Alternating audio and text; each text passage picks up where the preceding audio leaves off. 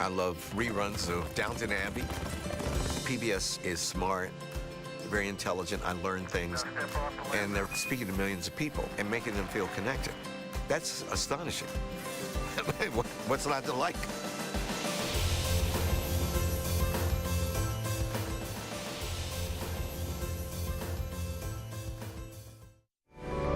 Coming up next on Arizona PBS, Life and World.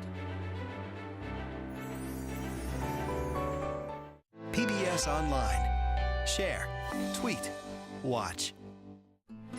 Coming soon to Arizona PBS.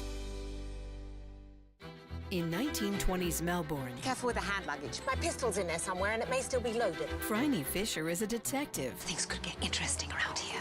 Thought they already were. who isn't afraid to live a little. I hope you're not concealing a dangerous weapon under that skirt. I'm concealing a lot of things. Why do you think you could just run off on your own? Because I'm carrying a gun.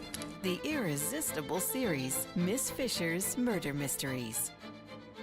Thursday night at 8 on Arizona PBS.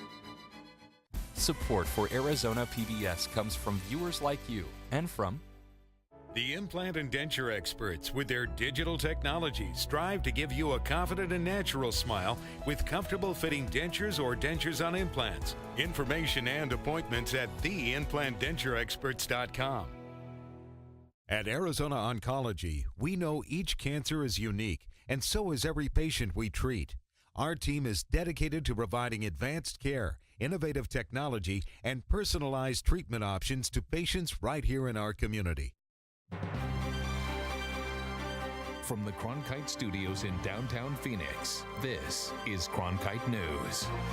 The final results are in for Arizona's 2018 election. Leaders discuss this year's turnout and the integrity of our voting system. And in the struggle for medical care in Arizona's rural areas, help can come from unexpected corners of the world. And National Adoption Day brings together new families in Arizona. Cronkite News starts now. Good evening and welcome to Cronkite News on Arizona PBS. I'm Jake Trybulski. And I'm Ashley Mackey. Thank you for joining us. As the final 12,000 ballots in Arizona's midterm election are processed today, we're learning more about how statewide results broke records and made history. Reporter Gabriela Becerra was at the Morrison Institute's annual State of Our State conference, where experts shared their perspectives on this year's voter turnout. The question of the day was, what do these results mean? A panel consisting of experts shared their perspectives as to where Arizona is headed politically. Experts say a major takeaway from midterm election results is that people didn't just vote all for one party. They voted according to candidate. So many people, especially independents, chose Ms. Sinema as their top of the ticket and then reverted to Mr. Ducey and then began a series of ticket splitting from there. Panelist Neil Giuliano says the campaigns played an important role in the results this year. We saw the people who won made some very key decisions within the campaign timeframe that mattered to the voters that I identify as those thoughtful in the margin voters. That margin is a group of very thoughtful voters. While the midterm election did break records, there is still a focus on the people who aren't even registered to vote. Voter turnout is higher in states with the same-day registration, according to the Morrison Institute. Giuliano says it would be unlikely that Arizona would change the voter registration process anytime soon. Being politically realistic, voter registration reform issues don't happen very often in red states. Archer says the state needs to tackle the smaller changes first. There is a lot of people that do not vote in a specific election simply because they forgot to check a box. Archer says most people register through Service Arizona when they get their driver's license, but when they move, they forget to check the box that updates their voter registration. That's a small and more achievable thing at this point, where it's simply a procedural issue that could be corrected. One of the biggest questions for the panel was what voter turnout results could mean for future elections. The panelists explained that there is no way to predict future elections. However, they have noticed voters turn out if they are more passionate about the issues on the ballot. In the broadcast center, Gabriela Becerra, Cronkite News. Katie Hobbs came from behind to secure her seat as the new Arizona's Secretary of State. Election night estimates showed her falling behind her opponent, but ballots counted afterwards showed her pull ahead by more than 10,000 votes. Hobbs said she made her campaign about elections and intends to repair relationships with all 15 county recorders. I think a big issue is the fact that we don't have an updated election procedures manual. All the county recorders are concerned about this, and on day one, that's one of the things I want to start doing is working with the county recorders to update that manual and to talk about how elections are conducted on the ground, making sure they have the most up-to-date procedures to do that, and I think that's a huge step in the right direction. Hobbs talked about taking the politics out of the office, especially when overseeing elections and creating opportunities, so every eligible voter gets the chance to vote with confidence. Arizona Governor Doug Ducey has appointed his former political rival Fred Duvall to the Arizona Board of Regents. Ducey said reaching across the aisle for this appointment is a win for higher education. Duvall was the 2014 Democratic nominee for governor and also a board chairman back in 2011. Duvall says he wants to make college more affordable and use education to bolster the state's workforce. Today, advocates urged the Trump administration to bring active duty troops home from the border for Thanksgiving. They said the development in response to a caravan of Central American migrants is a waste of resources. But Department of Homeland Security officials repeated the need for troops to help harden ports of entry, saying today that as many as 10,000 migrants are heading north, many of them single men with dubious claims for asylum here. Meanwhile, members of the migrant caravan have encountered protests in Tijuana, people carrying the Mexican flag, singing the Mexican national anthem, and chanting for the caravan of migrants to go home. The president tweeted over the weekend any migrants trying to come into the country would be detained or turned away. Officials say the next change in President Trump's administration will most likely be the firing of Homeland Security Secretary Kirstjen Nielsen. In an interview Sunday, the president said he wasn't satisfied with her approaches to immigration and the border. Nielsen has yet to comment on Trump's interview. As Arizona continues to face a shortage of doctors in rural areas, some medical experts say hardline immigration policies could deter young physicians born outside of the United States to fill up these roles. I traveled to Sholo, a medically underserved area which is federally recognized as having few primary care providers. The impact foreign-born doctors are making in this Arizona mountain community is already huge. Osab Ahmed has been a primary care physician in Arizona for over a decade, and he's seen firsthand the need for doctors in areas where it can be hard to get one. The rural health is so important. These people cannot commute 3.5 hours in Phoenix just for a minor problem. It's doctors like Ahmed, born in Pakistan and living in the U.S. since 1995, who play a critical role in underserved areas like Sholo, where he works at Summit Internal Medicine.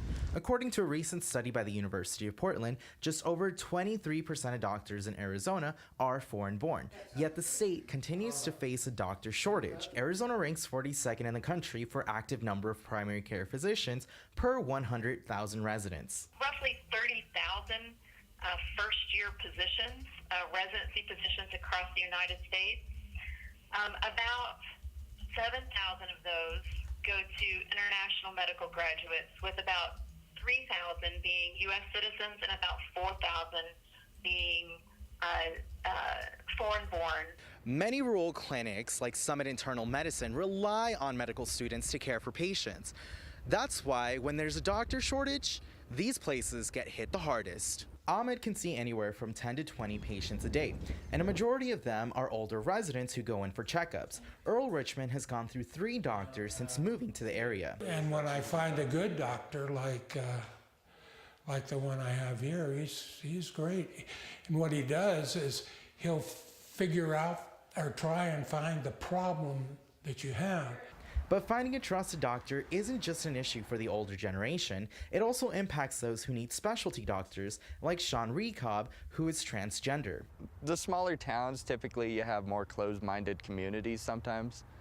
But to begin with that, obviously less doctors means there's less people who would handle such. Despite the need, sometimes the immigration process is not easy for international doctors hoping to practice medicine in the U.S. Often, it can be discouraging. There are so many steps which need to fall into the right place before you get here. Once it does happen, the work these doctors do in rural areas is one they and their patients don't take for granted. He's helped me a lot, more than a lot of the ones before. I'm proud from where I am, but I think I'm prouder where I am today. Since 2015, 3 hospitals in rural areas have closed in Arizona. The Robert Graham Center has predicted that Arizona would need a 50% increase in the state's current number of primary care physicians in order to keep up with demand. In the broadcast center, Abdel Jimenez, Cronkite News. A new study says that there are hundreds of missing or murdered Indigenous women in metropolitan areas that have gone unnoticed. Washington reporter Lillian Donahue has more. The Urban Indian Health Institute surveyed 71 cities across the United States to highlight often underreported cases of violence against Native American women. Arizona was one of the top states with the most number of cases. Nobody is looking for our women, and they are dying. Abigail Echo Hawk spearheaded the study that captured the attention of senators of both parties. Researchers said they found more than 500 women in urban areas who were missing or murdered, but the crime is not reflected in any government database. The names of those lost are written on a skirt she carries. The Jane Doe you see on this skirt, today is the anniversary of her death. She was from Tucson, Arizona. We don't even know her name. By the study's estimate, Tucson has the second highest number of murdered Native women in the country. Arizona ranks top 10. Echo Hawk says misclassification and redacted police records couldn't paint the full picture. When we did our public records request, some of the police departments didn't get us the information we would have liked. We need to know this information in order for us to really understand the depth of the issue. We have to assume here that the 506 identified cases probably undercount the incidence of missing and murdered Indigenous women and girls in urban America. Lawmakers are taking notice. North Dakota Senator Heidi Heitkamp is sponsoring Savannah's Act, which would require law enforcement to update entries for missing and murdered Native Americans across the country. If we think we can solve a problem, you will never solve a problem you won't admit you have, that you don't have data on. Barney Enos with the Gila River Indian community says he finds the numbers disturbing, but Savannah's Act is just a start. As tribes, as agencies, we can do a lot more beyond the legislation. All of our efforts combined, we can work to combat those numbers and see a decrease in that. In Washington, Lillian Donahue, Cronkite News. Savannah's Act passed the Senate Indian Affairs Committee on Wednesday and will now go to the full Senate. Well, the holiday season is upon us. Some people think this time of year is the best time for families. A national holiday is helping some people make their family more complete. And an Arizona tournament helps build interest in science and engineering brick by brick. I'm Judy Woodruff, anchor and managing editor of the PBS NewsHour. The journalists of tomorrow face a fast-changing media landscape, but quality news remains vitally important to our communities, our country, and our world. At ASU's Walter Cronkite School of Journalism and Mass Communication, students learn solid, reliable reporting, holding the powerful accountable, and rebuilding the public's trust. The Cronkite School and Arizona PBS, preparing the next generation for a stronger future of journalism.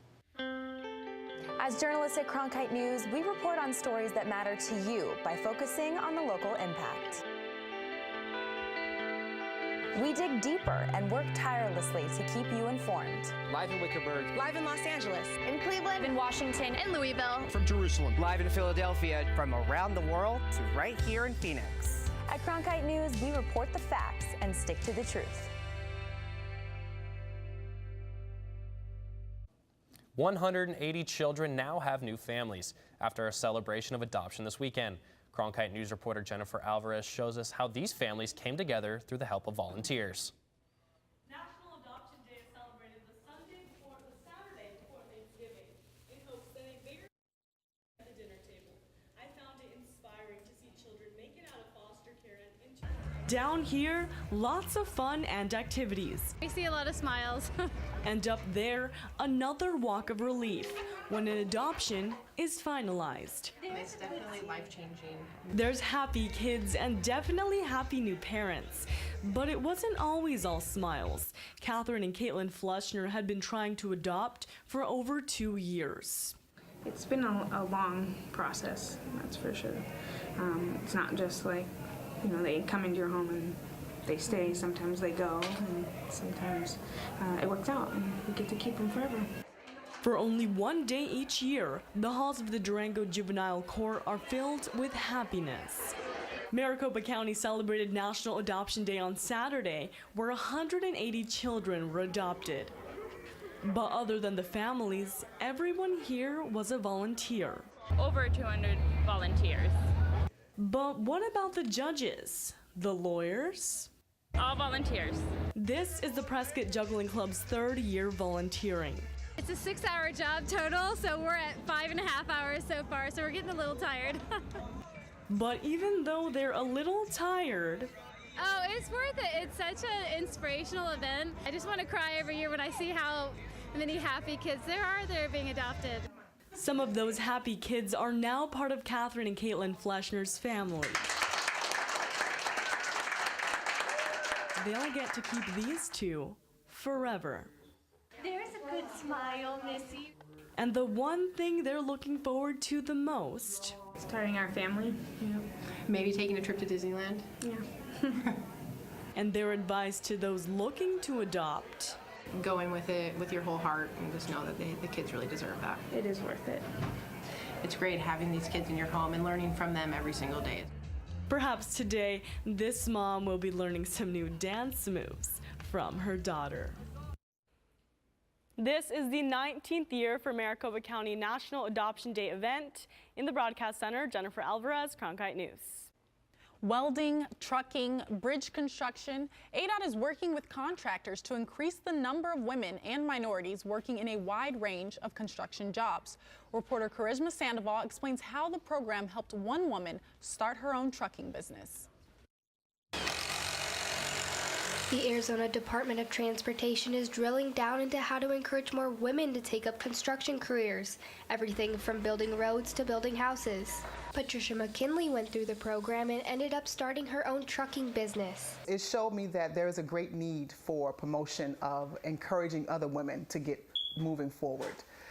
Because we can do it. Program manager Corey Foster says bringing more women and minorities into the ADOT Construction Academy is filling an industry need. So a lot of the contractors are concerned that, hey, we are hiring, projects are increasing, opportunities are increasing in the Valley and in Arizona, and but the workforce does not have the skills that they need to go forth, and so the Academy kind of bridges the gap for that. According to the U.S. Department of Labor, more than 90% of workers in the construction industry are men. Foster says women battle discrimination in a male-dominated industry. And women expressing their frustration, saying, why I have to interview more, or like, why am I being vetted more than everybody else? After graduating from the program, Iris Boss decided to teach safety and flagging for the ADOT Academy at a Gila Community College facility in Miami, Arizona, where students get hands-on experience. As an instructor, I just try to remind my students that I've been in their seats and I know how it is, and that there is a way to further their education if they just give it a chance and take the time to do it. When students complete their specific program, they get a certificate and free equipment for the job. Now, when participants graduate from the ADOT construction program, they are gifted with all the tools to succeed in the construction industry, from the boots to the hard hat, all the way to the safety goggles. More than 200 women have graduated since the program originally launched in 2014. We live in these communities that we're building up and reconstructing, so I want to see women in the communities that they're building in, working in. In Miami, Charisma Sandoval, Cronkite News. Corey Foster says graduates can be placed directly into jobs in just a few days. ADOT also says in the last year, 301 Native Americans who went through the program were placed directly into the industry. Coming up on Cronkite News. California's wildfires still burn as emergency officials try to contain them, but a new threat may endanger the volunteer efforts so far. And as Turkey Day quickly approaches for us, I'm tracking a forecast that you're going to be thankful for as we head into that holiday weekend. We'll dive into those details coming up here in just minutes.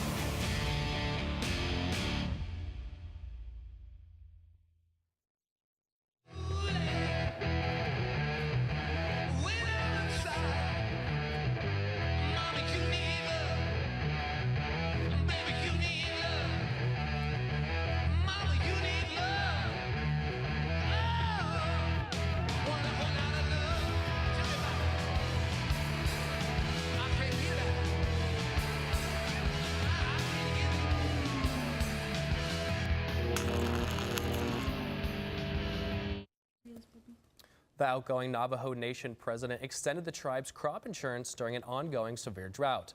President Russell Begay agreed to the protections to lessen the impact of the drought on pastures, rangelands, and forage. Recent maps show most of the Navajo Nation is under an extreme drought. Officials say the insurance is part of a federal program. And the Forest Service is getting criticism for its decision to cut down over 1,000 trees. The cutting was mainly in the Apache Sitgreaves National Forest. Those trees were all more than 150 years old. Forest Service officials say they made the decision to prevent the spread of an invasive and parasitic plant. Supporters of the Forest Restoration Initiative say cutting down the trees is breaking the trust of stakeholders. The wildfires in California continue to grow, and a new threat looms on the horizon. California fire officials say dropping temperatures and rainfall will turn burn scars into mudslides, and experts worry that this pattern will continue. There is a trend for fires getting larger, and certainly as the fire season gets longer, then that gives more time for fires to grow. And so chances are we would be seeing bigger fires over time. Volunteers say people have been generous with donations to evacuees, but makeshift camps for donations will soon be unavailable. And officials say evacuees need to find places to stay before temperatures drop and rain falls. With the potential for mudslides in parts of California, all eyes are on the forecast this week. Jordan, what areas will be hit with the most rain? So I've got my eyes on a couple disturbances coming into California, which will definitely bring some much needed rainfall for those areas that have been impacted by wildfire. And as we look at that on Futurecast here, we'll put that into motion for you actually as I get the weather computer fired up here for you guys. We're going to see both systems really bring some much needed rainfall for areas around Northern California. And we can see that as we put that into motion here as that comes in on Wednesday night. That'll help. A very strong cold front will bring some of that rainfall for areas around the campfire and again on Friday. And this one could be pretty heavy as this will really impact areas around there. So that's why that mudslide threat is definitely something that we will be watching as we head into the weekend. But tracking that forecast for Thanksgiving across the nation, if you're going to be heading out to the northeast, below freezing temperatures is what we can see up in the northeast around New York, and then 50s and 60s as we head into areas around Kansas City and down in the southeast. So if you're heading up to the northeast, definitely bundle up because it's going to be dangerously cold up there. But here in the valley, we've got some nice temperatures as we head into the holiday week here with holiday lighting ceremony forecast looking pretty nice with temperatures in the 60s. Might need the jacket as that sun sets, but definitely going to be pretty comfortable and dry as well as these disturbances will not bring any rain for us here in the valley. But of course, for that Thanksgiving forecast, we'll be tracking 70 degrees for the valley as we head into the weekend, and we'll keep clouds with us on Thursday as that disturbance does pass us to the north, but those temperatures are going to be pretty nice throughout the rest of the week. And for tomorrow, we'll start things off in the 50s, climbing up to the 70s around noon, and then topping off in the upper 70s tomorrow afternoon here in the valley. And then extending that out into the 7-day forecast, we'll stay pretty warm here in the Wednesday with that sunshine staying with us on Wednesday, and those clouds increase again on Thursday and Friday as well as that disturbances pass up to the north, and those temperatures, they're going to drop down to the 60s as that cold front moves through as well, and we'll see those lows even fall into the 40s and that abundant sunshine returning for us into the weekend. In the Cronkite Weather Center, I'm Jordan Evans. Coming up next on Cronkite News. The first LEGO League qualifier competition took place this weekend. The goal? To get more kids interested in STEM.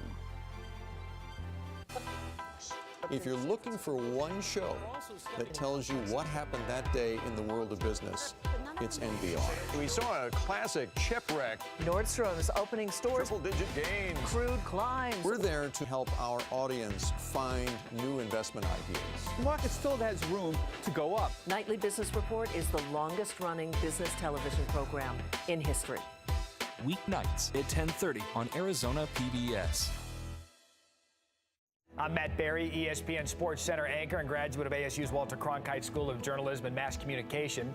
With its bachelor's and master's degrees in sports journalism, the Cronkite School is preparing the next generation of sports journalists to tell stories that matter, stories that excite, inspire, and inform. Cronkite immerses students in covering sports at all levels in one of the country's top sports markets.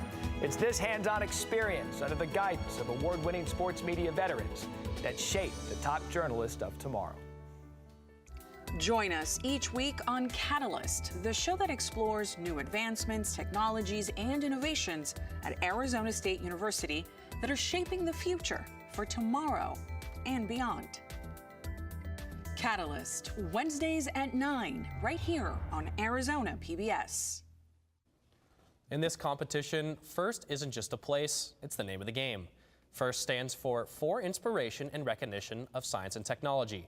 Reporter Tanaya Williamson was at the first LEGO League qualifier tournament this weekend and met with a group of kids who are using STEM to make robots and have a good time. I'm at the first LEGO League qualifier tournament, and I'm with Area 52! Area 52 was one of 15 teams who met up over the weekend for a chance to compete in the first LEGO League competition hosted by Intel. And basically, we all have to do 3 categories: robot, core values, and project. This team has worked together for about 3 years as a result of a nonprofit called Education Empowers. I'm really passionate about technology. I'm also passionate about volunteering and giving back to the community. So I find these two go hand in hand. Anna Prakash co-founded Education Empowers a few years ago with her daughter because they wanted to reach more kids and introduce them to STEM. Now we work with a number of nonprofits in the Valley, all the Boys and Girls Clubs, YMCAs. Today, they reach children all across the state, making it possible for them to participate in competitions. The teams develop models using Legos. They use coding to make the models move across the boards to complete different challenges, which earns them points. There's stuff in there like sensors and just regular bricks and like stuff that you have to connect together. At the end of the day, like most kids, Area 52 just wants to have fun. Here it's fun. It's fun like doing a competition with your friends. Area 52 had a good time at the competition and qualified for the state tournament coming up in January. In Chandler, Tanaya Williamson, Cronkite News. Each team is paired with a mentor from Intel and work over the course of 3 months to prepare for the big competition.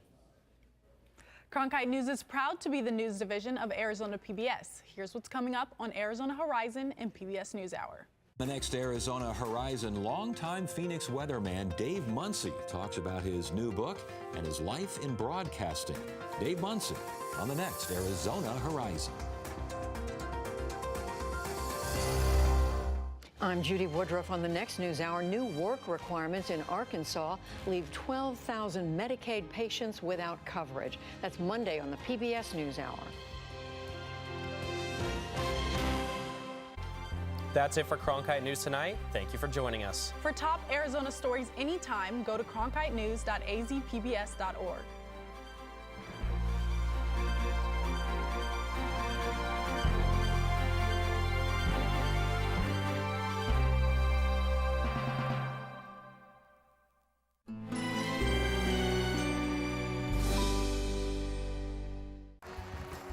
It's the 21st annual Mark Twain Prize for American Humor, honoring Julia Louis-Dreyfus with Stephen Colbert, Bryan Cranston, Tina Fey, Tony Hale, Abby Jacobson, and Alana Glazer, Keegan-Michael Key, Lisa Kudrow, Kumail Nanjiani, Jerry Seinfeld, with musical guest Jack Johnson, and an A-list of celebrity friends. Tonight at 8 on Arizona PBS. Explore new ideas and new worlds here on Arizona PBS, a community service of Arizona State University.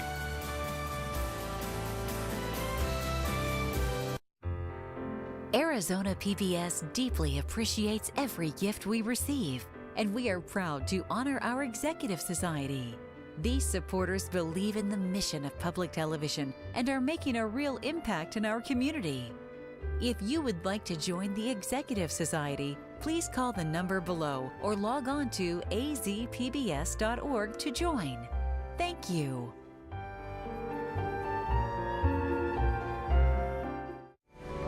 Coming up next on Arizona PBS, Life and World.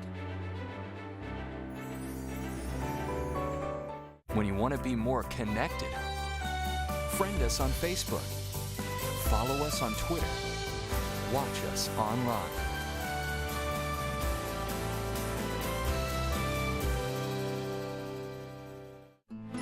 Coming soon to Arizona PBS.